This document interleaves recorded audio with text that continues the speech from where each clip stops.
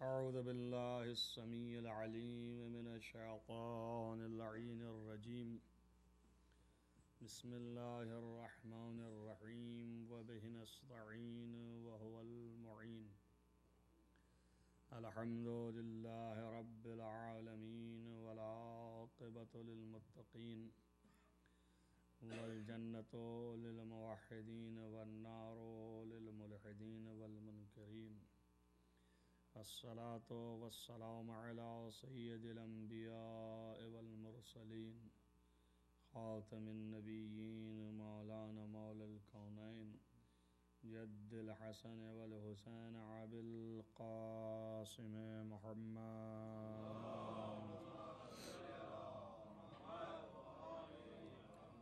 ولا سيما على ابن عمه ووزيره ووصيه وخليفته مغلوب كل غالب غالب كل غالب مولانا علي بن أبي طالب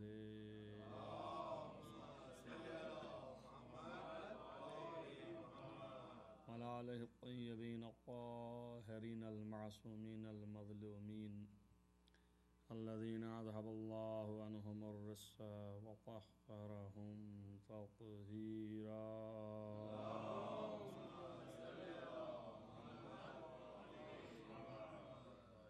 ولعنة الله على أعدائهم أجمعين من يؤمن هذا إلى قيام يوم الدين.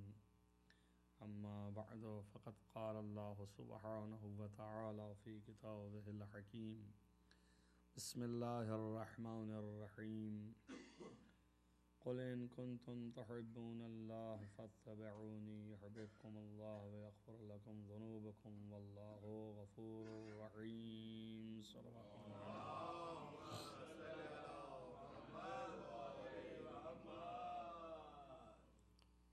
ارشاد رب العزت ہے کہ اے پیغمبر ان سے کہو کہ اگر تم لوگوں کو ہم سے محبت ہے یعنی اللہ سے تو پھر ہماری پیروی کرو یعنی رسول کی پیروی کرو.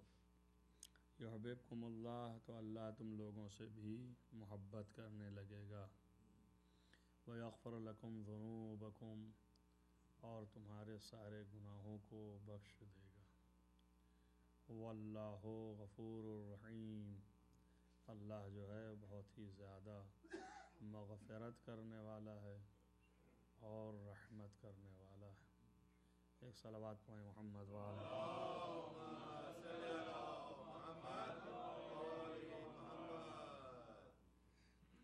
اس آیت کے اندر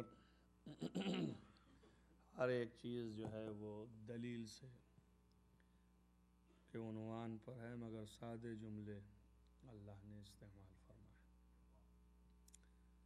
دلیل کے عنوان پر یوں ہے کہ اگر اللہ سے محبت ہے تو پھر نبی کی پیروی کرو. تو نبی کی پیروی ہی اصل دین اور اسلام اور مذہب جو اللہ نے دیا ہے وہ ہے. مگر اس کو کیوں ان کی پیروی کرو؟ اس کی دلیل یہ ہے کہ اللہ سے محبت ہے. یعنی اس کو ایسے پلٹیے کہ اگر کی لفظ جو لگائی ہے دلیل پہلے بیان کر رہا ہے. مدعا اس کا یہ ہے کہ آپ جو ہیں وہ رسول کی پیروی کریں. یہ میں نے پلٹ دیا. اصل مدعا اگر آپ یوں لے لیں کہ اللہ کی محبت اصل ہے اور اللہ کی محبت کی دلیل کیا ہے تو پھر وہ کشف محبت کے لیے دلیل آئے گی پیروی رسول اکرم. یعنی یہ کہ محبت اللہ کی آپ کے دل میں ہے کہ نہیں ہے اس کی پہچان پیروی پیغمبر ختمی مرتبہ اس طرح سے ہے. اور اسی کو پلٹیے آپ تو پھر دلیل بنتی ہے کہ ہم پیروی کیوں کریں رسول اللہ کی. ہم خود ہی اپنے من مانے اپنے اعتبار سے جو چاہیں وہ کریں، کیوں ایسا نہ کریں؟ کیوں رسول کی ہی پیروی کریں تو دین بنے؟ تو جواب اس کا یہ ہے، اس لیے کہ رسول کی پیروی اس لیے کریے کہ اللہ سے محبت کریے، یعنی پیروی کے لیے دلیل محبت الہی ہے۔ پیروی اس لیے کریے کہ اللہ سے محبت، اگر تمہیں دین حاصل کرنا ہے تو اللہ سے محبت کرنا ہوگا، اور اللہ سے محبت اسی وقت ہوگی جب پیروی رسول اکرم ہو جائے۔ اب اس کے بعد پھر خداوند متعال کہتا ہے پھر اسی آیت کے اندر کہ جب تم پیروی رسول کرو گے تو یحببکم اللہ، تو پھر اللہ تم سے محبت کرنے لگے گا۔ ہم نے پہلے دن بھی اس کو اشارہ کیا تھا کہ روشن طریقے سے اللہ کہہ سکتا تھا کہ بھئی تم اگر ہم سے محبت کرو گے تو ہم بھی تم سے محبت کریں گے۔ پیروی ہٹا لیجئے بھی اس سے، بالکل سیدھا سیدھا ہے کہ نہیں؟ اگر تم ہم سے محبت کرو گے تو ہم تم سے محبت کریں گے، بیچ میں پیروی ہے ہی نہیں، سیدھا ہے بالکل، جیسے کہ روزمرہ کا اصول ہے ہمارا آپ کا، ایک دوسرے سے کہتے بھی یہی ہیں کہ صاحب آپ کی محبت ہے، انہوں نے کہا آپ اپنے دل میں جھانک کے دیکھیے، اگر میری ہے تو پھر میں بھی آپ کی محبت رکھتا ہوں اپنے یہاں، یعنی مقابل در مقابل، کہ اگر تم اللہ سے محبت کرو گے تو پھر اللہ تم سے محبت کرنے لگے گا، سیدھا سیدھا ہے بالکل۔ اب یہ کہ اللہ تم سے محبت کرنے لگے گا، کیوں؟ اس لیے کہ تم اللہ سے محبت کرتے ہو، تو بدل میں گویا محبت دے رہا ہے، محبت کا بدلہ محبت ہے، تو ہم سے محبت کرو، ہم تم سے محبت کرتے ہیں۔ اللہ سے محبت کرنا جو ہے یہ خود ایک امر ایسا ہے کہ فطری ہے یا غیر فطری ہے، اس پر بحث ہونی چاہیے۔ یا اللہ سے محبت ہونا انسان کی فطرت میں ہے یا نہیں ہے؟ ایک یہ مطلب ہے کہ انشاءاللہ اس کا پروف میں آپ کو تھوڑی دیر میں دوں گا۔ یہ ایک بحث جو ہے وہ ہے کہ اللہ سے محبت ہے فطری، یعنی ہر بشر، ہر انسان، دنیا کا کوئی بھی ہو، اس سے بحث نہیں ہے کہ وہ عام مذہب کے کہ مومن ہو، کافر ہو، مشرک ہو، منافق ہو، ہر فرد بشر کائنات کی جو ہے کلی طور پر اس کے دل میں اللہ کی محبت ہے فطری طور پر، یا اللہ سے محبت نہیں ہے فطری طور پر۔ اگر فطری طور پر ہے کہ فطرتاً وہ محبت اختیار کر سکتا ہے اور اس کے اندر یہ جوہر موجود ہے پہلے سے، بلکہ اور زیادہ نزدیک تر آپ کا ذہن کروں کہ اس کے دل میں یہ تخم محبت الہی پہلے سے موجود ہے، یہ تخم محبت الہی اس کے دل میں پہلے سے موجود ہے۔ فقط کرنا یہ ہے کہ جیسے بیج ڈالا جاتا ہے، آپ زمین میں ڈالتے ہیں بیج کو تو آبیاری کرتے ہیں، جب آبیاری کریں گے تو یہ تخم جو ہے وہ درخت بنے گا، جب آبیاری کریں گے تو یہ درخت جو ہے پھر وہ آگے بڑھے گا، پھر پھلے گا اور پھولے گا۔ تو تخم ہے مگر آبیاری کی ضرورت ہے۔ آبیاری اسی وقت ہوگی جب آپ متوجہ ہوں گے کہ یہاں پر تخم ہے، تبھی پھر آپ جو ہیں کوشش کریں گے، اور یا آپ کو اس تخم کی حقیقت معلوم ہو کہ کتنا گراں ہے، کتنا قیمتی ہے، کتنا باوزن ہے، تو اس کے اعتبار سے پھر آپ متوجہ ہوں گے کہ یہ ہمارے لیے جو ہے وہ بہت ضروری ہے، لہذا اس درخت کو ہم اس کی پرورش کریں تاکہ یہ درخت بنے، اور یہ جب درخت ہوگا تو پھل دے گا، اور وہ پھل بڑا قیمتی ہے، ادھائی سے اس کے کہ یا تو بیچے بازار میں تو دولت آئے تو اس حیثیت سے قیمتی ہے، کیا یہ کہ آپ میں اتنی قوت و قدرت نہیں ہے کہ آپ جو ہیں وہ خرید سکیں، تو کم سے کم اسی پھل سے فائدہ اٹھا لیں گے۔ لہذا ہر اعتبار سے جب اس کی قیمت و حقیقت تخم کی معلوم ہو، بیج کی، تبھی آپ جو ہے اس کی آبیاری کریں گے، رکھوالی کریں گے، پھر نتیجے میں آپ اس کو اس کے پھل سے فیض یاب ہوں گے۔ تو یہ تخم جو اللہ نے محبت کا ڈالا ہوا ہے، یہ تخم کی طرف جب تک آپ متوجہ نہ ہوں گے، اس وقت تک اس کی آبیاری اور اس کی جو ہے رکھوالی نہیں کر پائیں گے۔ اور جب تک کہ آپ اس میں آبیاری نہ کریں، رکھوالی نہ کریں، یہ خود بخود تھوڑی شاخ پھوڑ کے نکل آئے گا، یہ آپ کو کرنا پڑے گا، ورنہ بڑے سے حوادثات ہیں۔ پتہ نہیں آپ نے کتنی کھیتیاں کی ہیں، مجھے نہیں معلوم، لیکن بہرحال کتنی کیاریاں گوڑی ہیں آپ نے، لیکن یہ آپ کو معلوم ہونا چاہیے کہ بہت سے ایسے جرمز ہوتے ہیں کہ جو تخم کو لگ جاتے ہیں اور پھر وہ نکلنے نہیں پاتے ہیں، اور بہت سے ایسے کیڑے ہوتے ہیں کہ جو آس پاس کے درختوں میں ہوتے ہیں، اور وہ جیسے ہی یہ درخت تھوڑا بہت اپنے سے بھی پھوٹ کے نکلنا چاہا تو دوسرے درخت کے کیڑے اس کے اوپر بیٹھ کے اس کو چٹ کر گئے، نتیجے میں یہ درخت نہ بن سکا۔ ایسا ہوتا ہے نا کہ پھر یہ درخت نہ ہو سکا، اور جب یہ درخت ہی نہ ہو پایا تو اب کہاں سے پھل دے گا اور کہاں سے آپ کو چیزیں مل پائیں گی۔ ویسے ہی حال یہاں ہے کہ جو تخم اللہ نے قلب انسان میں اپنی محبت کا ڈالا ہے، اس تخم کی آبیاری نہ کرنے کی وجہ سے دشمنان جو باہر تھے انہوں نے اپنی کیڑوں کو ان پر چھوڑا، تو انہوں نے صاف چاٹا، یہیں سے کفر بنتا چلا گیا۔ جو فطرت میں توحید رکھی تھی، اس توحید کو یہ دشمنان توحید ایسا چاٹے کہ پھر یہ درخت برابر نہ ہو سکا۔ ایک صلوات پڑھیں محمد وآل محمد۔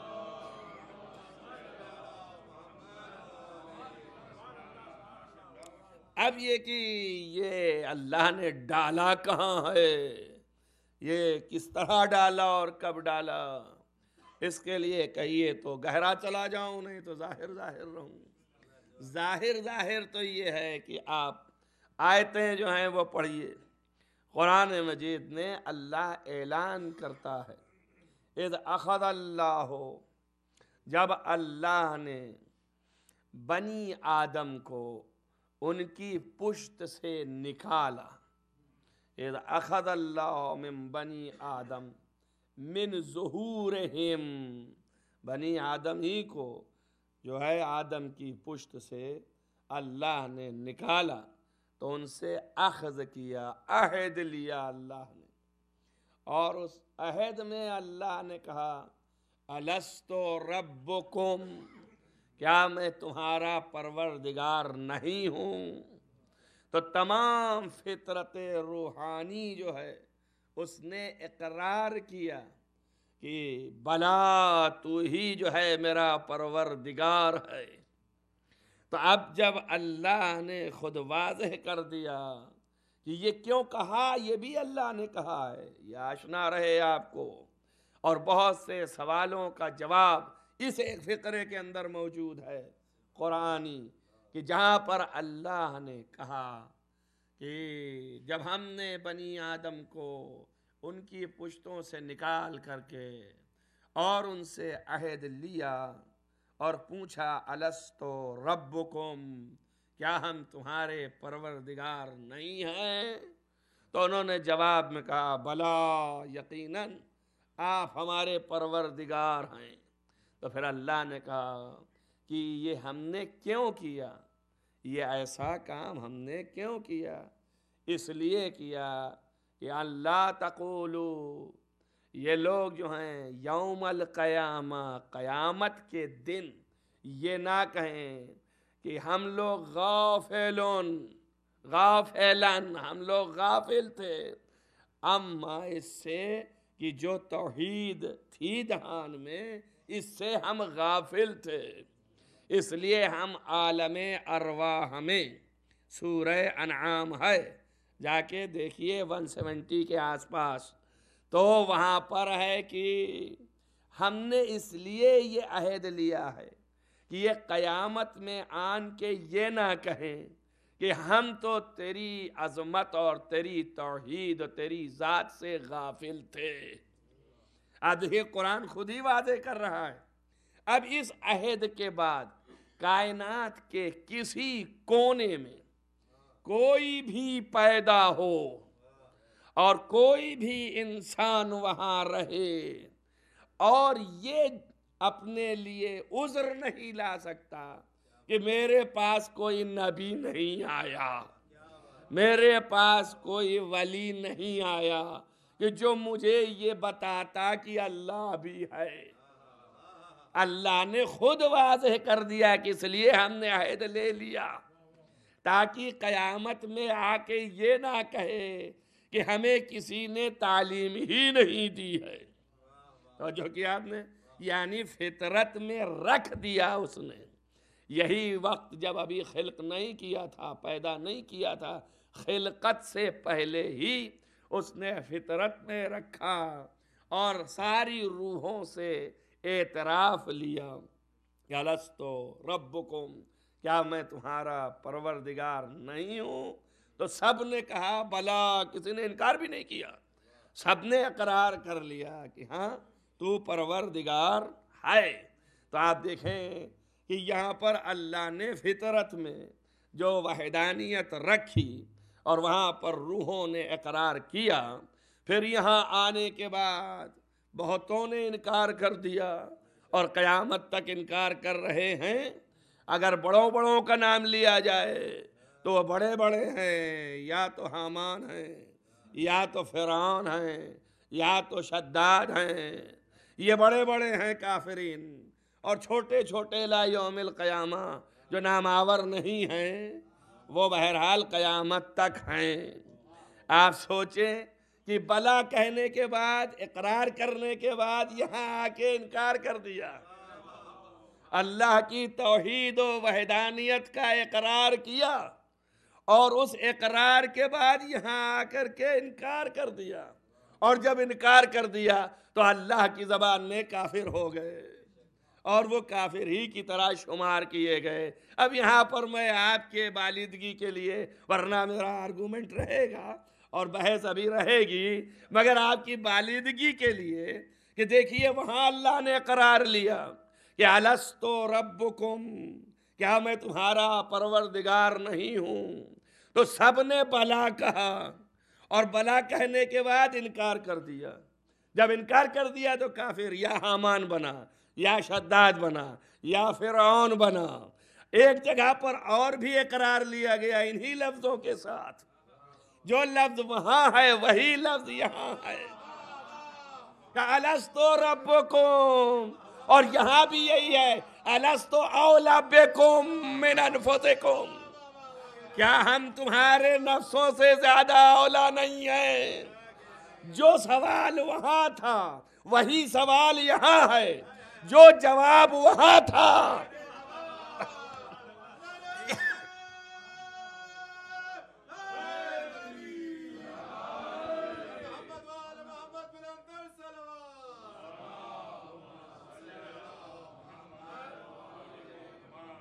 جو جواب وہاں تھا وہی جواب یہاں ہے۔ وہاں بھی بلا کہا، یہاں پر بھی سب نے بلا کہا، وہاں پر بھی اعتراف کیا، یہاں آ کے منکر ہو گئے۔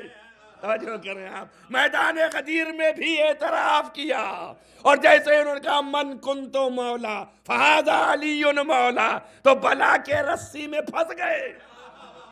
لیکن اس کے بعد پیغمبر انکار کر دیا۔ تو اب میں اتنا ہی کہنا چاہتا ہوں کہ جب سوال ایک تھا، جواب ایک تھا، تو انجام بھی تو ایک ہی ہوگا۔ توجہ کریں آپ، صلوات پڑھیں محمد وآل محمد۔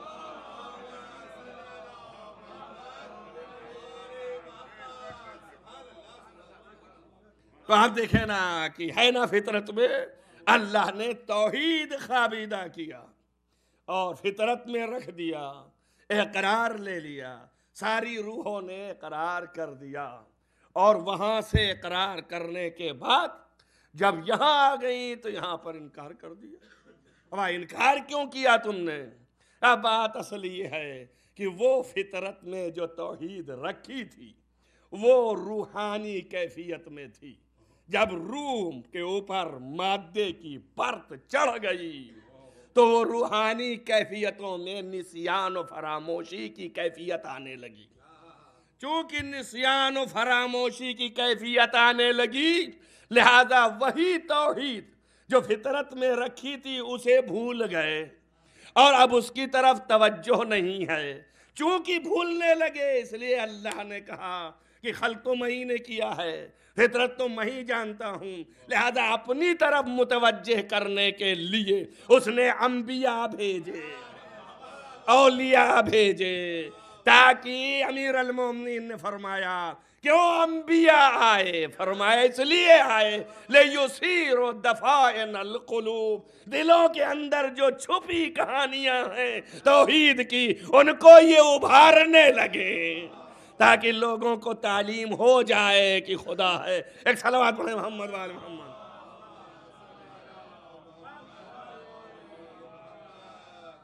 اگر آپ جو ہیں متوجہ ہو جائیں اپنے سے اور توجہ دیں اسی طرح جو مثال دی تھی آبیاری کی، تو خود بخود جو ہے آپ متوجہ ہو کر کے توحید کو پکڑ لیں گے، خدا آپ کے کلیجے میں جو چھپی ہوئی ہے، اور اسی طرف متوجہ ہو جائیں خود بخود، ضرورت نہیں ہے۔ اسی لیے شاعر جو ہے وہ بہت سوچ سمجھ کے بولتا ہے، اور اس کا ایک شعر اس کے ایمان کے لیے دلیل بن جاتا ہے۔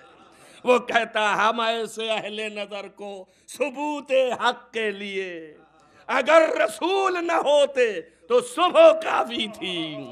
یہ صبح بتا رہا ہے کہ کوئی خدا ہے۔ ضمیر جو ہے وہ انسان کا خود بخود اگر اپنی طرف انسان پلٹ لے تھوڑا سا تو اس کے اندر چھپی ہوئی باتیں جو ہیں سامنے آ جائیں گی، اور جب سامنے آئیں گی توحید کے معارف خود بخود کھل جائیں گے۔ اب اللہ قیامت کے دن پوچھے گا بھیا کیوں نہیں مجھے اقرار کیا تھا، تو یہ نہیں کہہ سکتا کہ کوئی آیا نہیں، کہ اس لیے کہ اس نے فطرت میں تمہارے داخل کیا ہوا تھا، تم خود بخود رجوع کیے ہوتے تھے تمہیں مل جاتا۔ ایک صلوات پڑھیں محمد وآل محمد۔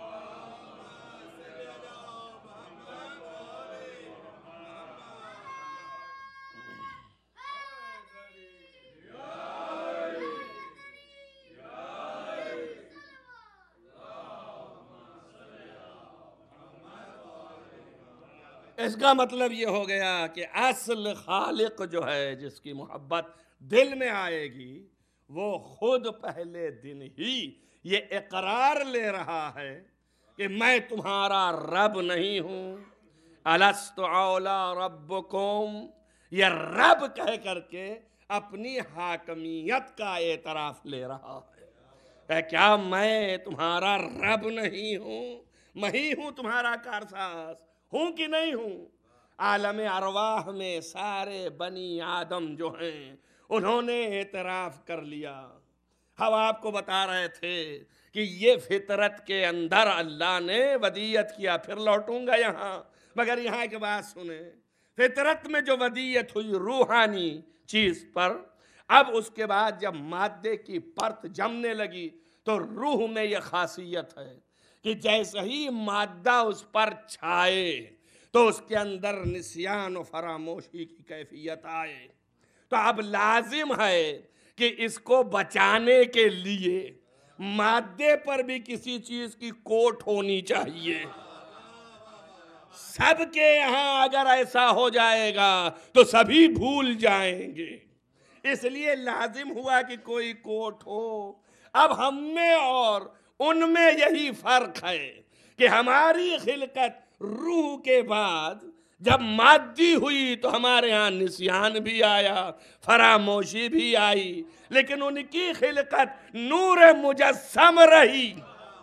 توجہ کریں آپ، اب ظاہر چونکہ دکھانا تھا آپ جیسے، اس لیے بشرا کہہ دیا، بشر انما، ہم جو ہیں मसलुकुम यानी इन्नमा मिसलुकुम अना बशरुम मिसलुकुम, तो मिसल की लफ्ज इस्तेमाल की है, ये नहीं कहा बेआइन तुम्हारे ही जैसे हैं। बस मालूम ये हुआ कि हम जो हैं वो निस्यान के पुतला हैं, और वो नूर मुजस्सम होने की वजह से न निस्यान है, न भूल है, न चूक है। एक सलावत पढ़े मोहम्मद वाले मोहम्मद।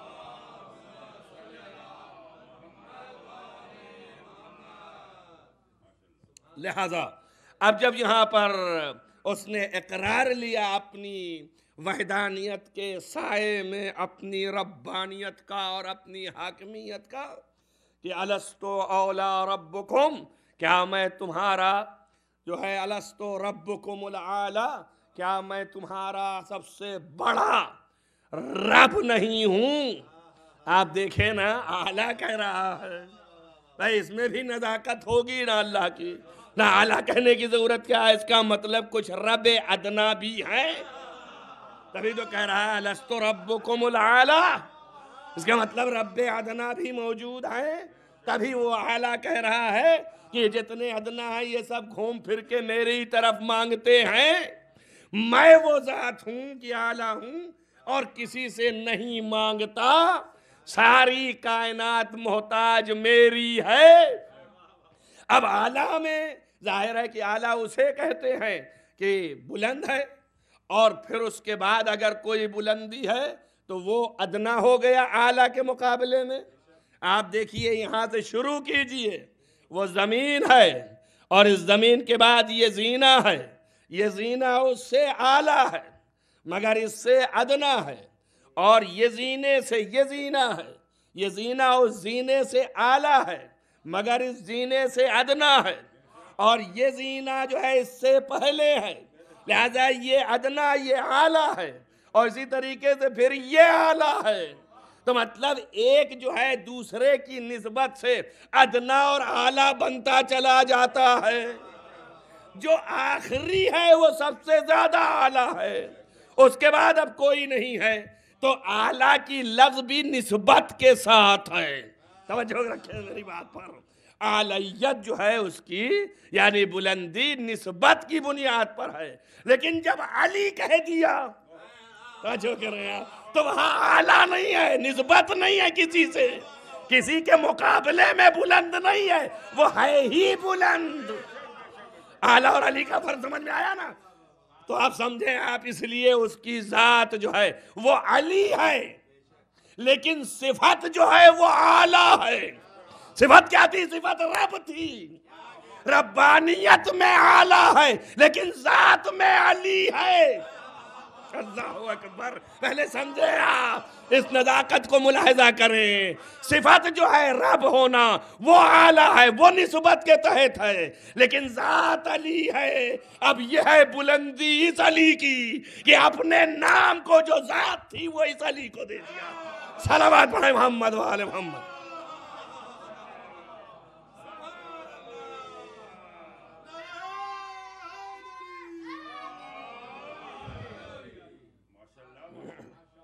एक सलवात और पढ़े मोहम्मद वाला। बात दरअसल ये है कि मैं मिंबर पर आता हूँ तो मेरा ख्याल सिर्फ सामे ही नहीं होते हैं, जो बड़े सामे हैं उनके तरफ रहता है। जो फर्श अदा पर वो आते हैं तो उनका ख्याल है। आजकल ये एक इस्तिलाह किसी ने मुझे बताई है कि मजलिसें प्यारों की हैं, तो पूछा वो क्या चीज़ है, तो लोगों ने कहा वो पब्लिक रिलेशंस या पर्सनल रिलेशनशिप, यानी ये कि जो मजलिस कर रहा है वो सबको फ़ोन करे और बुलाए। अगर इस चक्कर में है कि ऐलान से आ जाएंगे तो नहीं आते हैं, ऐलान में उमूमियत हो गई ना, आपने हमको कोई अहमियत नहीं दी है इसलिए हम कैसे आएँ, इसलिए बहुत से लोग नहीं आते हैं। अच्छा, वो बहुत से लोग कहते हैं हम इसलिए भी नहीं आते हैं, इसकी जहमत की क्या ज़रूरत है, अपना घर में बैठे हुए हम नेट से सुन लेते हैं। अब हमको ये कहना है कि उनका नुकसान होने वाला है, इसलिए कि जब तुम यहाँ आओगे नहीं तो जाकिर मिंबर पर कुछ बयान ही नहीं करेगा। जब बयान ही नहीं करेगा तुम सुनोगे क्या भाई? जब एक आदमी रहेगा तो क्या बयान करेगा वो? तो ज़्यादा से ज़्यादा आप आइए। ये एक। दूसरा, जो नुकसान कर रहे हो वो भरपूर وہ نقصان یہ ہے کہ فرش عزا جو ہے وہ سیدۃ النساء العالمین تشریف لے آتی ہیں، اور انٹرنیٹ سے سننا جو ہے وہاں حضرت زہرا نہیں آتی ہیں۔ سماعت کا ثواب ممکن ہے مل جائے، مگر یاد رکھیے ثواب بھی دلائے دیتا ہوں، یہ اصل ہے اور وہ خواب ہے۔ فرق محسوس ہوا آپ کو؟ یہ اصل ہے، سننے والوں سنو، یہ اصل ہے، اصل یہاں آؤ گے، اور وہ خواب ہے۔ امیر المومنین علیہ السلام کے سامنے ایک شخص پکڑ کے لایا گیا، پوچھا کیا ہے؟ کہا یا علی میں نے گناہ کیا۔ حضرت نے پوچھا کیا گناہ کیا؟ اس نے کہا میں نے زنا کیا۔ حضرت نے پوچھا کس طرح کیا؟ اس نے کہا میں نے خواب میں کیا۔ حضرت نے کہا اس پر حد جاری کرو، لوگ منہ دیکھنے لگے۔ قمبر کو بلایا کہ اس کو لے جاؤ وہاں دھوپ میں کھڑا کرو۔ جب دھوپ میں کھڑا ہو گیا کہا اس کے سائے پہ حد جاری کر دو۔ جو کیا آپ نے، توجہ ہوئی آپ کو؟ خواب کا ثواب خواب جیسا ہوگا اور اصل کا ثواب اصل جیسے ہوگا۔ ایک صلوات پڑھے محمد والے محمد۔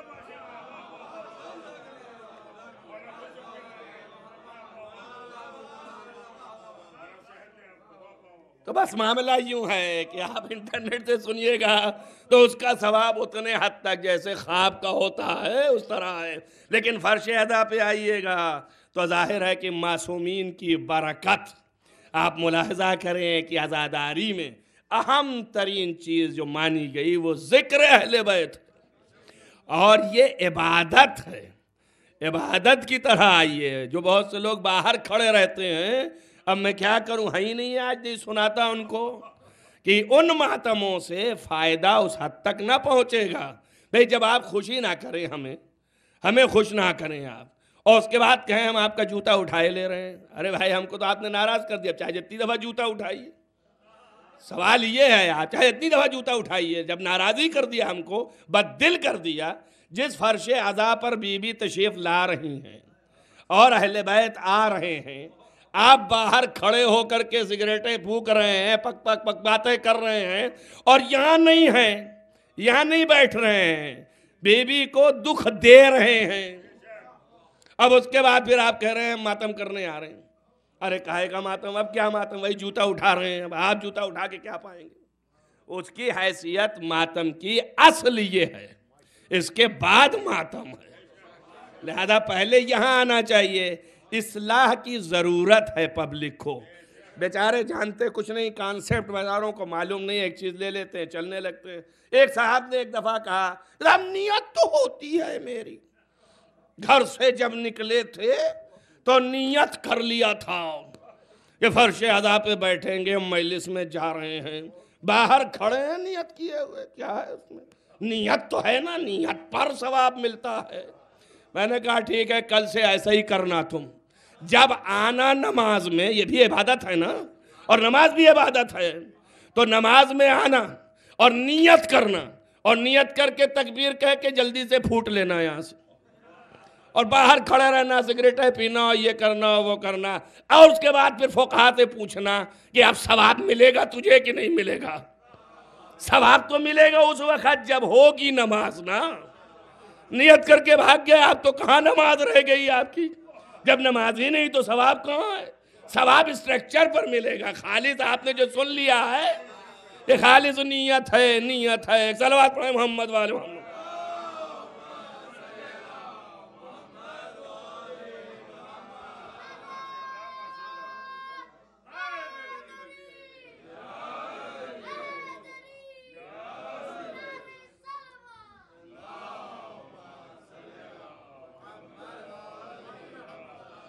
لہٰذا آپ دیکھیں کہ باتیں کیا ہو رہی تھیں کہ اللہ نے الستو کا جو عہد لیا، یہ عہد فطری تھا جو اس کے دل میں، روح میں خوابیدہ ہوا، اور مجھے جو آگے جانا تھا وہ یہ تھا کہ اول روز اس نے اپنی ربانیت کا عہد لیا اور اس ربانیت کے ذریعے سے حکومت اور حاکم ہونے کا عہد لیا۔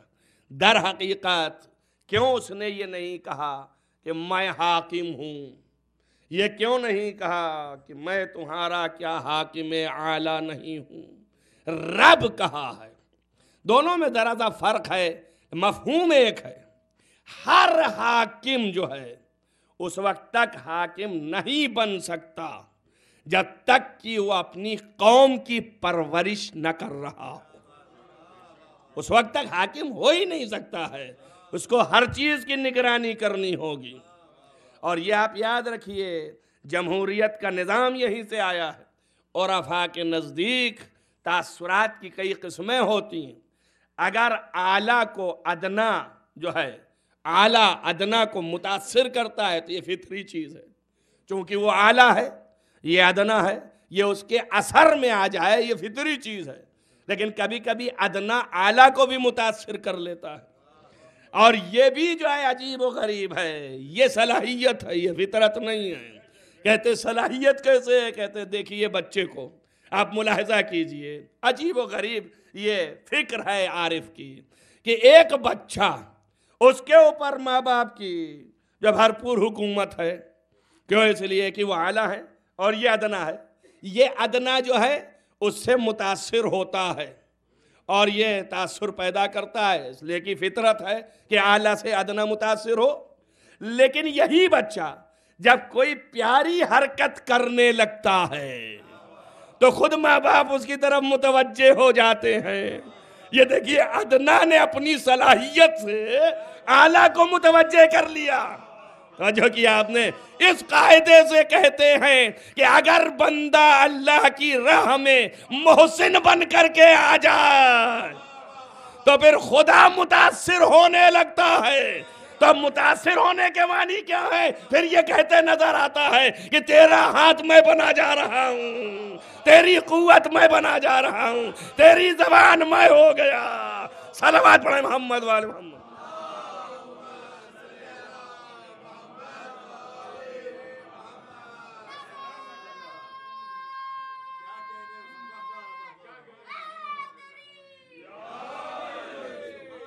آپ سمجھے ایک بات کو کیا میں نے پیش کیا آپ کے سامنے؟ اس فلسفی و عارف نے کیا کہا؟ اس نے یہ کہا کہ غور کرو، فطرت کے مطابق ہونا فضیلت نہیں ہے، فضیلت صلاحیت پر ہے۔ تو وہ ہونا کہ آپ اللہ سے متاثر ہو رہے ہیں یہ فطرت ہے، یہ فضیلت نہیں ہے۔ فضیلت اس میں ہے کہ آپ اپنی صلاحیت سے خدا کو متاثر کر رہے ہیں۔ جو کہ آپ نے تو اب ضرورت پڑ گئی کہ جنہوں نے خدا کو متاثر کر لیا وہ فضیلت مآب ہوئے۔ جب فضیلت مآب ہوئے تو ان کی تعریف کرنا یہ فطرت کا تقاضا ہے۔ دیکھیں، آپ ملاحظہ کریں، صلاحیت نے بھی فطرت پر حکومت کر لی۔ آپ مجبور ہو گئے لوگ تعریف کرنے پر کہ کیا کہنا کہ جس سے ساری کائنات متاثر رہے اس کو اس نے متاثر کر لیا۔ آپ دیکھیں، اگر متاثر نہیں کیا تو پھر کیا کیا؟ کہ ایک شب ایسا سوئے کہ خدا اتنا متاثر ہوا کہ ملائکہ سے کہا جاؤ نیچے اس کی حفاظت کرو۔ توجہ کریں آپ، ملائکہ جو بھیج رہا ہے حفاظت کے لیے، یہ اس بات کی دلیل ہے کہ انتہائی اخلاص عبادت کو خدا پہچان گیا اور ایسا علی نے متوجہ کر لیا۔ جب ملائکہ کو بھیج دیا اور شان خواب دیکھا تو پلٹ کے کہہ دیا کہ میں اپنا مرضی اس کے ہاتھ میں دیتا ہوں اور اس کا نفس لیے لیتا ہوں۔ ایک صلوات پڑھیں محمد والے محمد۔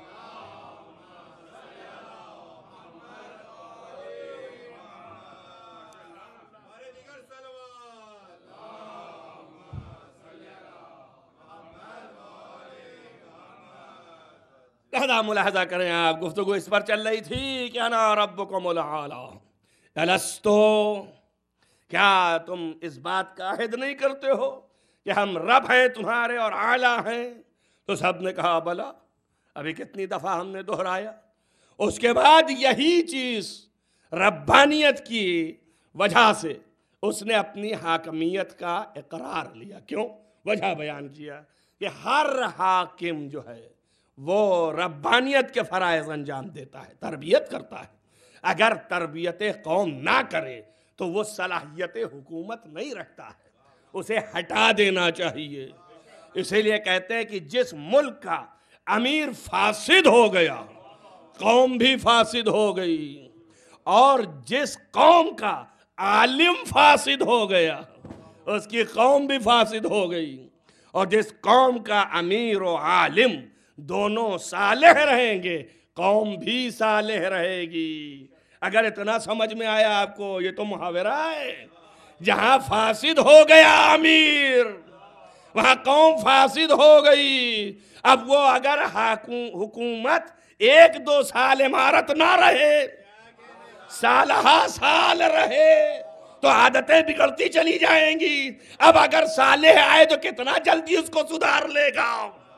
توجہ کریں آپ، تو کیسے اتنا جلدی سدھر سکتا ہے؟ اس کے لیے بھی اتنا ہی ٹائم چاہیے۔ 25 سال ایک طرح سے پرورش دیا تو 3 سال میں کیسے سدھر جائے نظام؟ لہذا چاہیے کہ نظام بھی سدھارنے والا کم سے کم 25 سال لے، تاکہ ان کی فطرتیں جہاں تھیں وہیں پھر پلٹا کے لے جائے۔ ایک صلوات پڑھیں محمد وآل محمد۔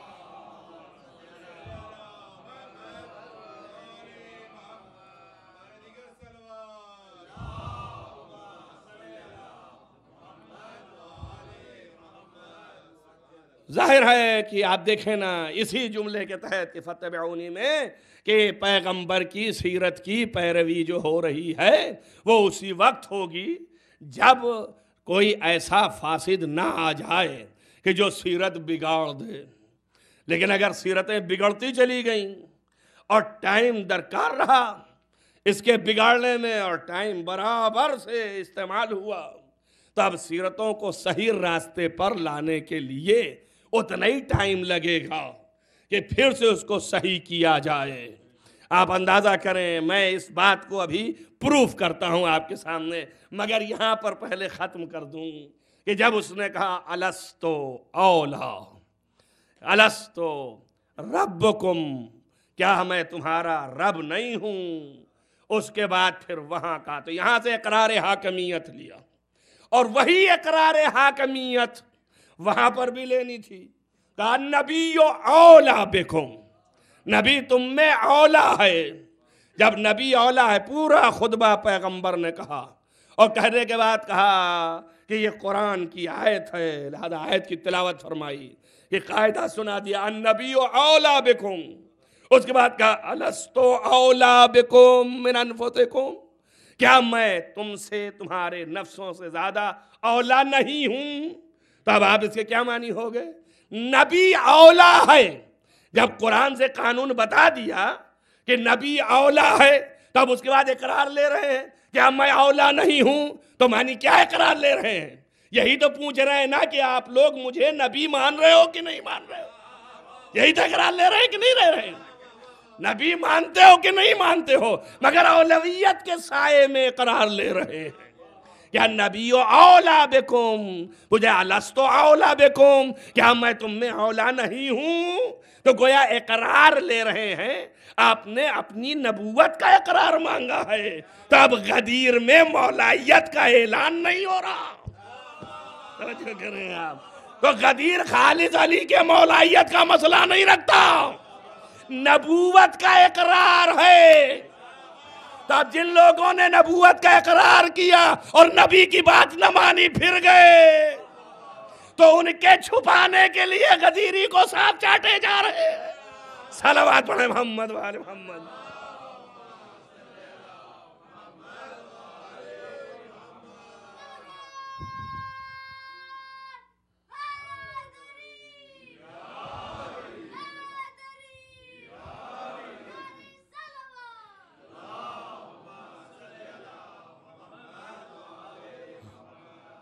الستو اولا بکم، کیا میں تم میں اولا نہیں ہوں؟ تو سب نے کہا بلا، ہے نا؟ جیسے ہی بلا گا آپ نے فرمایا من کنتو مولا فہذا علی مولا۔ تو جب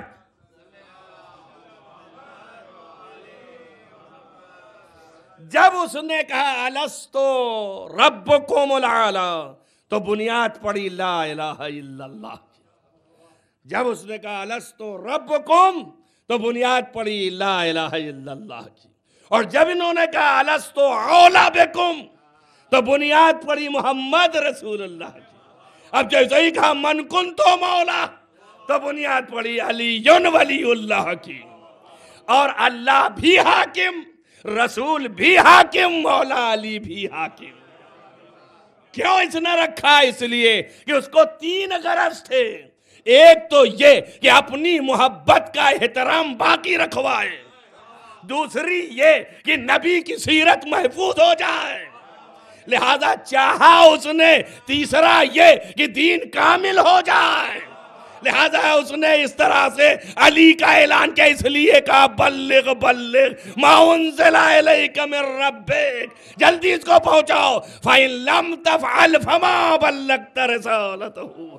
صلوات پڑھیں محمد وآل محمد۔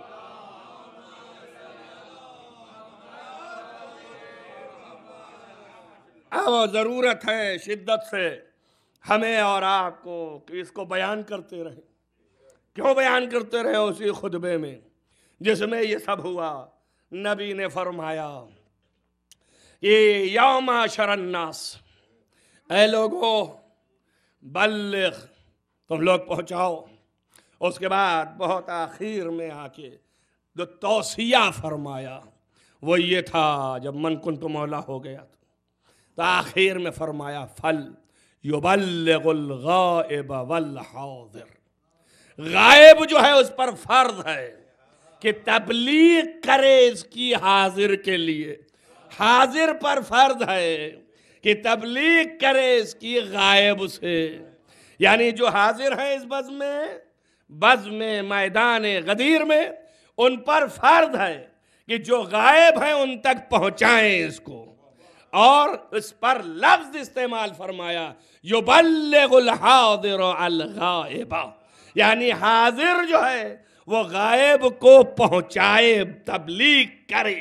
کسی بھی آیت میں قرآنی آپ نہیں دکھا سکتے ہیں، نہ کسی خطبے میں کہ پیغمبر نے کہا ہو کہ فرض ہے ہر حاضر پر کہ غائب تک نماز کی تبلیغ کرے، روزے کی تبلیغ کرے، حج کی تبلیغ کرے۔ صرف اس بات کو کہا ہے ولایت کو کہ فَلْيُبَلِّغُ الْحَاضِرُ الْغَائِبُ، یہ ہر حاضر پر فرض ہے کہ غائب تک اس کی تبلیغ کرے، وَالْوَالِدُ الْوَلَدَ، اور ہر باپ پر فرض ہے کہ اپنی اولاد کو اس کی تبلیغ کرے۔ جو کر رہے ہیں آپ نا، اسی لیے علماء نے ایک طریقہ نکالا کہ ایک منبر رکھو، اس پر بیٹھ کر کے اس کی تبلیغ کرو، اپنی بھی اولاد کو سناؤ، غیروں کی بھی اولاد کو سناؤ۔ صلوات پڑھیں محمد وآل محمد۔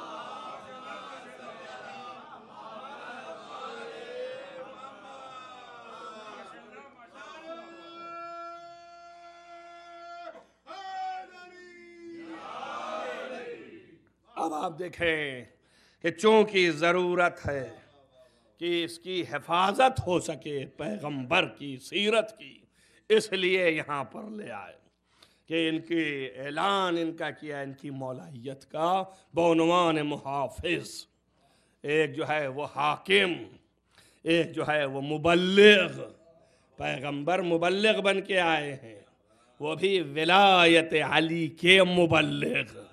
اس کے اندر بڑے نکات ہیں، پھر انشاءاللہ کبھی اور کسی اور جگہ پیغمبر نے صرف نہیں کیا اتنا جتنا اسٹیمنا یہاں صرف کیا کہ یہ خبر آپ تک پہنچی تو اس سے خائف بھی ہوئے، تو اسی کا قرآن میں آئے تھے واللہ یعصمک من الناس، کہ انشاءاللہ یہ خوف میں آپ کو کسی اور مجلس میں یا اسی میں آئندہ بیان کروں گا کہ آپ دیکھیں۔ ملاحظہ یہ ہے کہ اس اتباع اور پیروی کی بھرپور مکمل حفاظت اللہ نے ان کی ذات سے کروایا تاکہ سیرت پیغمبر میں تبدیلی نہ ہو۔ اب وقت نہیں ہے کہ میں آپ کے سامنے بیان کروں، کل انشاءاللہ یہ سیرتیں ہی بدل رہی تھیں جس کی وجہ سے قیام امام حسین علیہ السلام ہوا، اور وہ ایک ہی فقرہ کافی ہے کہ جب آپ نکلے تھے تو فرمایا تھا کہ میں اس لیے نہیں نکل رہا ہوں کہ حکومت طلب کرنا ہے، ولا اطلب الحکومت، حکومت نہیں طلب کرنا ہے، نہ مال چاہیے، نہ دولت چاہیے، نہ جاہ چاہیے، نہ جلال چاہیے، بلکہ منصب غدیر جو ملا تھا اس کا بھرپور طریقے سے بیان امام دے رہے ہیں، تفسیر کر رہے ہیں کہ میں اس لیے نکلا ہوں کہ اپنے جد کے حلال جو حرام کیے جا رہے ہیں ان کو حلال رکھوں، اور جو حرام حلال کیے جا رہے ہیں ان کو حرام رکھوں۔ بس یہ معلوم ہے کہ محافظت سیرت پیغمبر کے لیے نکلے ہیں۔ تو اب آج سے یہ سوال نہ پوچھئے آپ کہ مقصد حسین کیا تھا۔ مقصد حسین جو لوگ ایک چیز میں منحصر کر دیتے ہیں یہ ان کے عقلوں کے لیے ہے کہ حسین ایک چیز کے لیے جان نہیں دیے ہیں بلکہ سیرت پیغمبر کے تحفظ کے لیے جان دی ہے۔ اور اس سے پہلے تجزیہ پیش کروں گا آپ کے سامنے، اس سے پہلے جتنے تھے سیرتیں بدلتے رہے ہیں اور جزء اسلام بناتے رہے ہیں، لیکن امام حسین کی شہادت کے بعد کوئی ایسی سیرت نہیں ہے جو اسلام کا حصہ بن سکی ہو۔ یہ حسین ابن علی کا کارنامہ ہے جس کے لیے نکلے آپ۔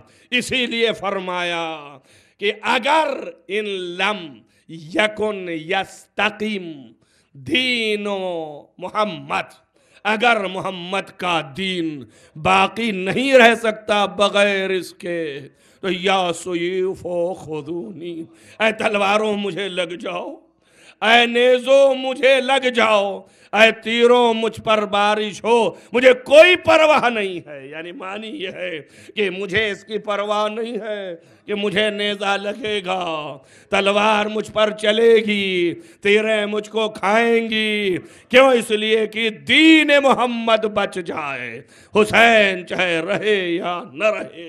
اللہ اکبر۔ اسی لیے کہا جاتا ہے کہ اگر حسین ابن علی نہ ہوتے تو دین اسلام نہ بچتا۔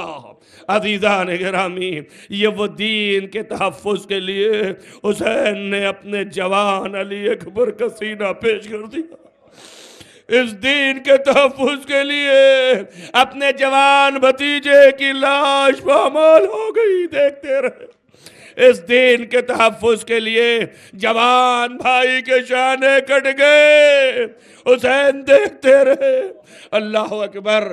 آپ اندازہ کریں کہ اسی دین کے تحفظ کے لیے حسین کے ایک ایسا بچہ جو میوہ دل تھا اسے لے گئے اور تیر کا نشانہ ہو گیا۔ جزاکم ربکم خیر الجزا۔ عزیزان گرامی، تمام خیموں میں آگ لگی، اہل حرام کشا کشا پھرائے گئے، آردائیں چھنی، زینب قید خانے میں رہی، صرف اس لیے کہ دین محمد بچ جائے۔ عزیزان گرامی، بس عزیزو مرثیہ ہو رہا تھا، آپ مرثیہ سن رہے تھے، میری عادت ہے مرثیہ کے مطابق پڑھتا ہوں۔ یہ مرثیہ میں کہہ رہے تھے جناب علی اصغر کے مصائب۔ اللہ اکبر۔ اس بچے کے مصائب کی انتہا ہے۔ عزیزان گرامی، آپ اندازہ کریں کہ اتنا چھوٹا بچہ جو حسین کا واقعاً میں ہوئے دل، یہ انتہائی احتجاج ہے کہ امام عالی مقام۔ ایک روایت میں دیکھا کہ شب نہوم حضرت اپنے اونٹ کے اوپر سوار ہو کے پکارے تھے، اے قوم جفاکار، اگر ہم تم کو ایسے خاطی سمجھ میں آتے ہیں اور ظالم سمجھ میں آتے ہیں تو یہ چھوٹے بچے اور یہ اہل حرم، یہ عورتیں، یہ جو پیاسی ہیں الا تش الا تش کہہ رہی ہیں، انہوں نے تو کچھ نہیں بگاڑا، ان کو پانی دے دے۔ عزیزو، یہاں سے اتمام حجت شروع ہوا، لیکن ظالم پسر سعد نے جواب میں یہ کہا کہ اے حسین، اس نہر فرات سے سور اور کتے بھی پانی پیئیں گے، لیکن حسین تمہیں پانی نہ ملے گا۔ اللہ اکبر. آپ اندازہ کریں میرا مولا کتنا مجبور نظر آ رہا ہے. ہاں صاحب اقتدار ہونے کے بعد مقام امتحان میں مجبور نظر آ رہا ہے.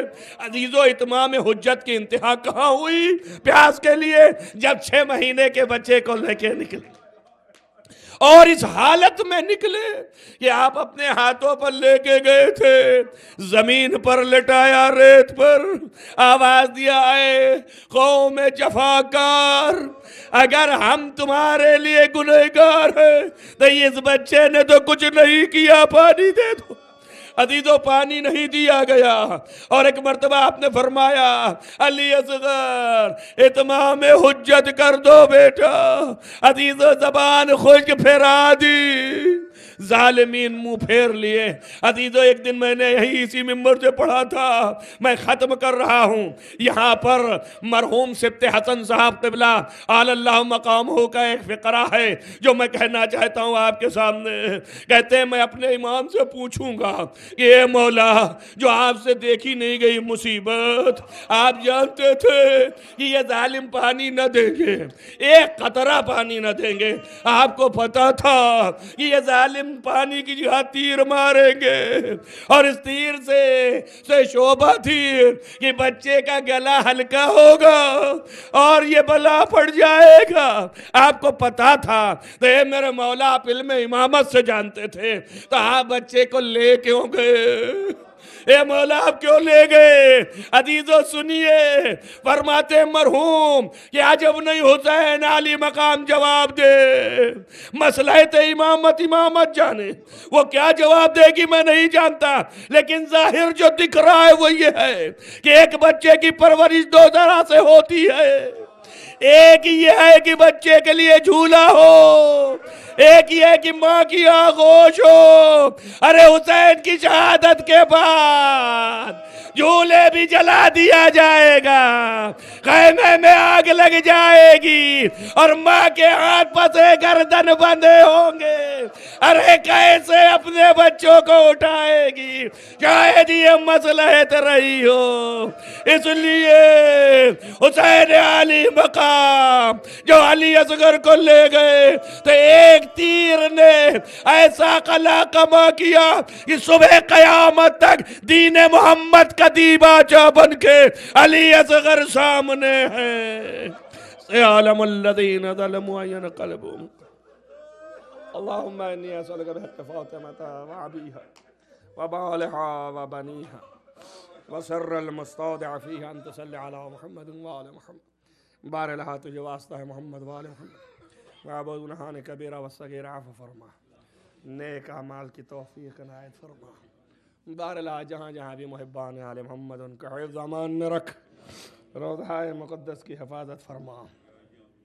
بار الہا تجھے واسطہ ہے محمد وآل محمد کا, جن مریضوں نے شفا کے لیے کہا ہے ان تمام مریضوں کو شفائے عاجل و کامل عنایت فرما. بار الہا جو مرحومین آل محمد علیہ السلام کے چاہنے والے ان کو جوار معصوم میں جگہ عنایت فرما, خصوصاً ان کے مرحومین کو جوار معصوم عنایت فرما. بار الہا ہمارے تمام حاضرین جلسہ کے دلی مرادوں کو برلا. بار الہا بانی مجلس تمام مشکلات کو رفع فرما. بار الہا امام کا ظہور جلد از جلد فرما, ان کے اصحاب و انصار میں شمار فرما. اللہم تقبل من دعا بحق محمد و آل محمد. آپ حضرات سے گزارش ہے کہ 1 مرتبہ سورہ حمد, 3 مرتبہ سورہ قل اللہ کی تلاوت فرما کر کے مرزا حبیب اللہ خان ابن مرزا غلام عباس مرحوم چاندنی بیگم بنت امیر احمد علی خان کی روح کو بخشے.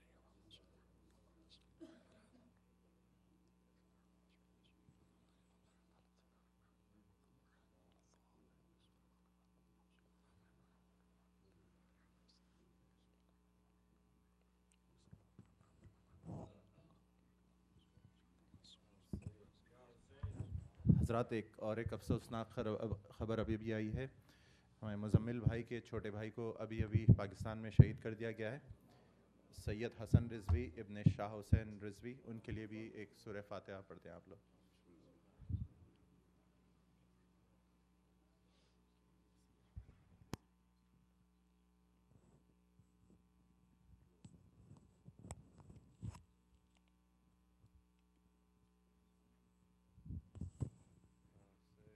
Hussein, Ya Hussein, Ya Hussein, Ya Hussein, Ya Hussein, Ya Hussein, Ya